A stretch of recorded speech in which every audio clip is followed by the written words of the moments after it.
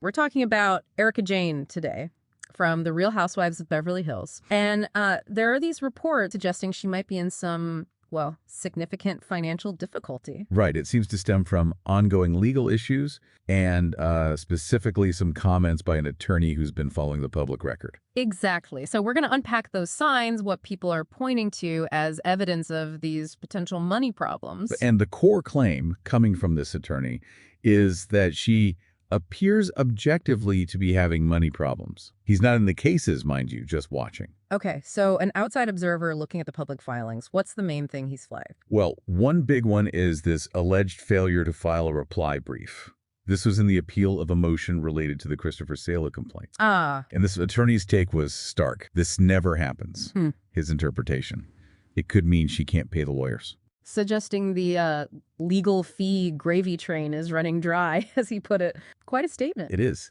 Because, in appellate court, not filing that reply, it's unusual. It potentially leaves the other side's arguments unanswered for the judges. It weakens her position, potentially quite a bit. Definitely. And you have to see it against the backdrop of her other legal issues, too. Right. Let's not forget those. There's still that massive $24 million lawsuit from her ex-husband's bankruptcy trustee. A huge potential liability hanging over her. And didn't we hear about a possible $300,000 judgment looming as well? Yes, that's another piece of the puzzle. And then there's the whole Christopher Saylor lawsuit itself. That's separate, right? Completely separate. He's suing her for, what, $18 million? Yeah, claiming she falsely accused him and by extension his business of making nearly $800,000 in fraudulent credit card charges. And his partner, Marco Morante, was also involved legally against her at one point. So it's messy and certainly costly to defend against. For sure. Now, back to that reply brief issue. The attorney you mentioned pointed out something specific about an extension. Yes. Apparently an extension was granted, pushing the deadline into early 2025. Okay.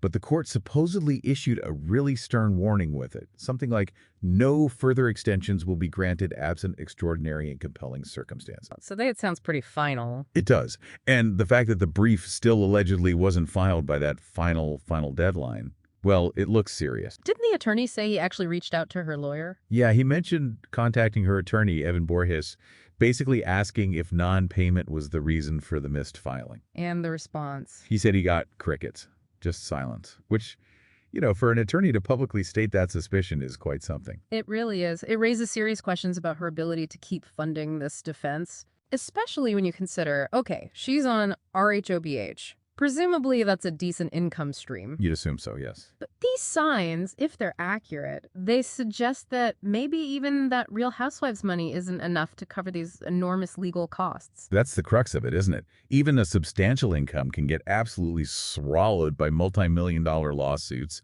and the associated legal fees, especially when they drag on. And then, just to add another layer of uncertainty, there was that weird report about a UK event. Ah, yes, the advertisement for some event in Camden, I think.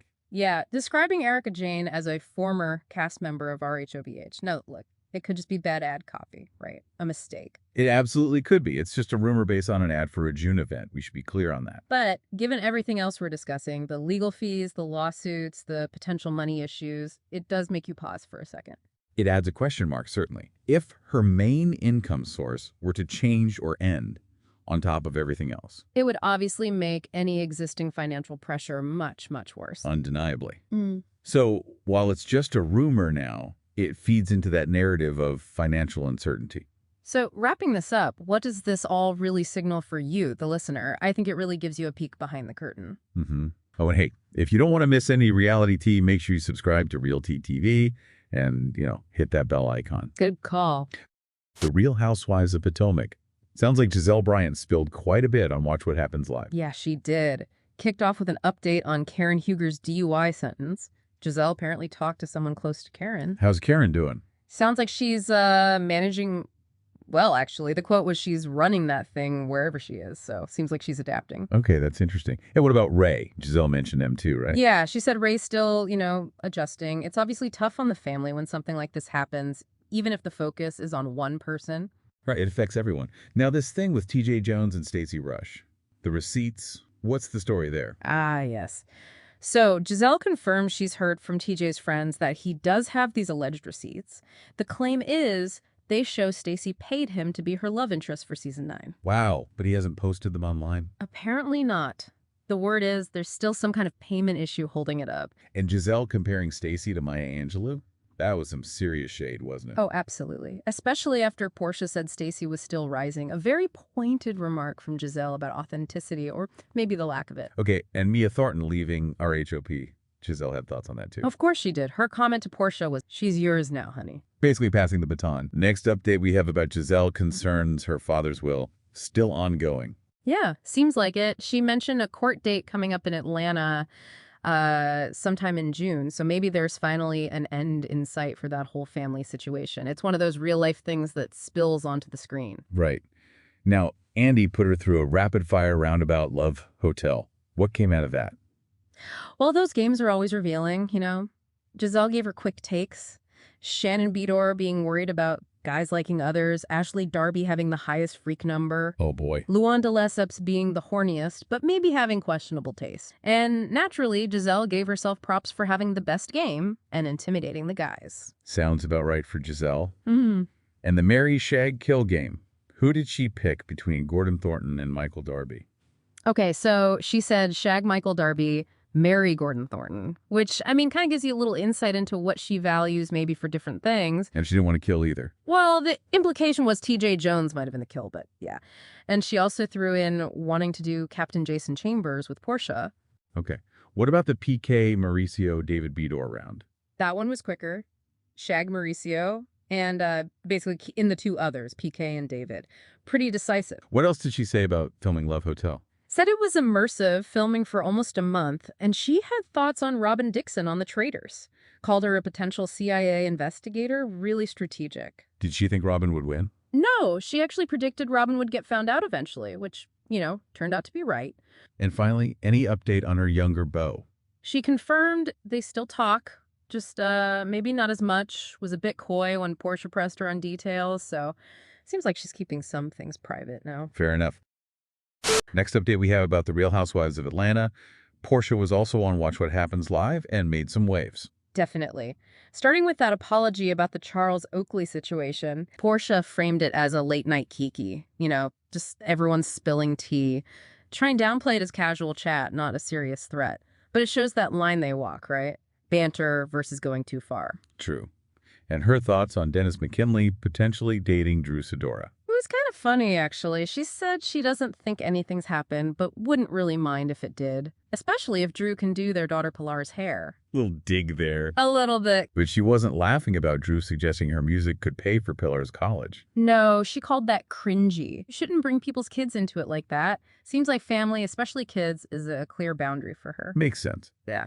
But she was okay with Drew having Dennis saved as Dennis Bro in her phone. Yeah, she thought that was understandable. Said he's like my bro too. So it sounds like they have a decent co-parenting thing going on despite everything. Good for them. Did Porsha sense any tension between Angela and Drew? She hinted at it. Said there were certain signs that maybe Angela was a little iffy about Drew.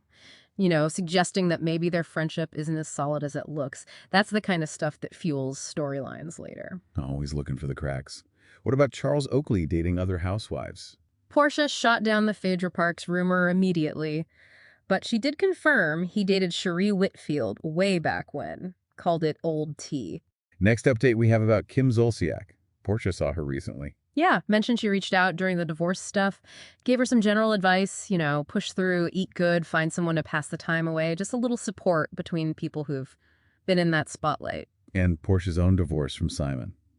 Any news? Sounds like it's moving fast. She said they have a court date really soon, might even be divorced within the next week or so.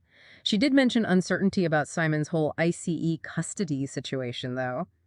And her thoughts on Mia Thornton moving to Atlanta. She seemed welcoming, called Mia a good time. So it could be an interesting new dynamic for the Atlanta cast. Then on the after show, Porsha talked about Shemea Morton's song again. Right. She'd initially called it cringy, compared it to Drew's music. But then she quickly backtracked, said she loves the song, no shade to her friend. Next update we have about the Real Housewives of New Jersey. Kathy Wakile had some things to say. Oh, definitely. On Page 6 Radio, she didn't hold back about Melissa Gorga. Called her a sellout. Why? Kathy basically suggested Melissa's reconciliation with Teresa Giudice might have been strategic. Maybe just to day on the show, questions the authenticity of it all. And Kathy feels pushed out because of that. That's her perspective, yeah. She feels like she was supportive of Melissa when Melissa was feuding with Teresa, tried to be a mediator, but then after the reconciliation, things changed drastically. Kathy said Melissa basically told her to stop talking about Teresa, even though Kathy had listened to Melissa complain for years. It came across as a real betrayal to Kathy, a sudden shift. Sounds like it really hurt their friendship. Absolutely. Kathy believes Melissa and Teresa formed an alliance, partly to keep their spots and maybe push her out. Said their daily communication just stopped cold. So she feels like she saw Melissa's true colors. That's exactly the vibe. Her quote was, "I got your number, I see who you are, and now I can't unsee it." Sounds like that bridge is burned. Ouch. Next update we have clears up something about Kathy's new house. Yeah, she wanted to make it clear it's not directly across the street from Melissa and Joe. It's diagonal down the street in the same neighborhood they lived in for years. She kind of implied the Gorgas moved into her neighborhood, not the other way around. Interesting detail. Yeah. And there was something about them bidding on the same property. According to Kathy, yes. She heard Melissa and Joe were bidding against her and Richie for a lakefront property, even though the Gorgas had just moved. Adds a bit more potential friction there, if true. And Kathy wasn't happy about Melissa talking about her house first. No, she was annoyed. Melissa spilled details on Jeff Lewis's show before Kathy got to announce it herself. Felt like Melissa was overstepping, maybe trying to steal her thunder. So does Kathy want back on RHONJ? She says she doesn't want to come back just to be part of someone else's drama and doesn't want conflict. But she also questioned if the show will even return, given the long break. Feels like it's gotten really dirty, not focused on family anymore. Sounds like she's a bit disillusioned. How's the rest of her family? Sounds like they're doing well. Rosie Pierre's company is apparently doing great, skyrocketing. And her kids are grown Vichimir. Victoria's married, Joseph's working in NYC. Good to hear. And she still has her pizza place. Yep. Pizza Love is still going. Yeah. And she's renovating the new house, going for an old world Mediterranean vibe.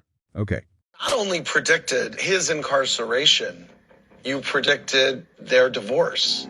Next update we have about New Jersey again. This time involving Joe Giudice. He reacted to that Hollywood Divas documentary. He did, and not positively. He strongly denied the episode's claims, especially the idea that Teresa was somehow to blame for their prison time. He even suggested the IRS director they featured, Jonathan Larson, wasn't real, and the whole thing was full of shit. But the documentary laid out specific reasons for the investigation, right? It did. It mentioned their spending on the show, drawing attention, problems with loan applications, fake pay stubs, stuff like that, and not filing tax returns for 8 years. Those were the points the documentary made. And Caroline Manzo's name popped up again in connection with this. Yeah, an old clip resurfaced of her on Watch What Happens Live denying she had anything to do with tipping off the feds or IRS. Did she think the show played a role? She did say she didn't think they would have gone to prison without the show. And she pointed to that old prediction she made. You know, something may happen where maybe someone has to go somewhere. Kind of eerie looking back. A little bit, but she insisted she didn't know what would happen and definitely didn't call anyone. Her take is that Teresa just doesn't like her because she tells the truth.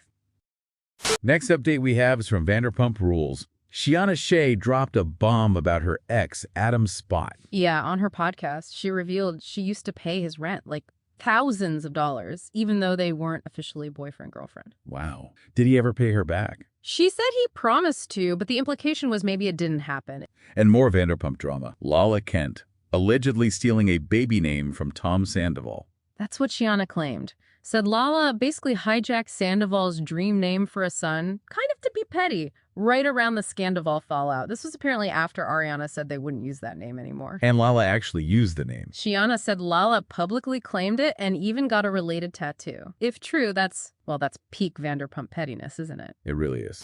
Next update we have is Vanderpump Villa. Stassi Schroeder was involved. Yes, she made an appearance. Apparently, her one demand for filming was that her own cast from her Hulu show, Stassi says her friends and family could visit the chateau and film as guests. Smart way to cross-promote. Exactly. She also touched on some drama with one of the Villa stars, Marciano Brunette. What's that about? It involved Demi from The Secret Lives of Mormon Wives, who also popped up on Villa. Marciano claimed Demi uninvited him from something, and Demi apparently posted about unwanted physical touch. Stassi mentioned other Mormon wives seemed to back Marciano's side, though. Messy stuff. Sounds like it. Did Stassi have any drama of her own on camera? Seems so. She mentioned fighting with her husband, Beau, because he wouldn't get a tattoo of her name, even though he has one for his sister. She called it weird, despite understanding the Italian family thing. Right. And then she made a comment about them having sex in their kid's ball pit and not replacing the balls afterwards. Oh, okay. TMI, maybe. Just a bit, yeah. In her Hulu show, Stassi said. Is that happening? She confirmed parts have been filmed, but couldn't give away any specifics yet. Gotcha. Next update we have takes us to Summer House. Looks like trouble between Lexi Wood and Jesse Solomon. Yeah, a preview clip showed Lexi confronting Jesse. She accused him of talking behind her back, making her look crazy to everyone else. About what? Specifically about flirting with Wes Wilson at a club. That seemed to be the main issue she brought up. And how did Jesse respond? Did he deny it? He tried to kind of clarify, admitted his own behavior, like the toe-sucking, was clearly out of line. But then he tried to suggest Lexi was actually more flirty with West the weekend he wasn't there. Trying to deflect a bit, maybe. What did Wes say about all this? West, in his confessional, basically said he didn't remember any flirting with Lexi, said their relationship is clearly platonic, so his version doesn't match Jesse's insinuation at all. So Lexi wasn't buying Jesse's explanation? Not at all. She hit him with, how about you have fatter red flags and I didn't want to be your girlfriend yet? Wow. Okay, she laid it out there. She certainly did. Looks like that relationship or potential relationship hit a major snag. Well, it covers a lot of ground. Thanks for breaking it all down with us. My pleasure. Always interesting to connect the dots. Thank you for watching this video. See you tomorrow.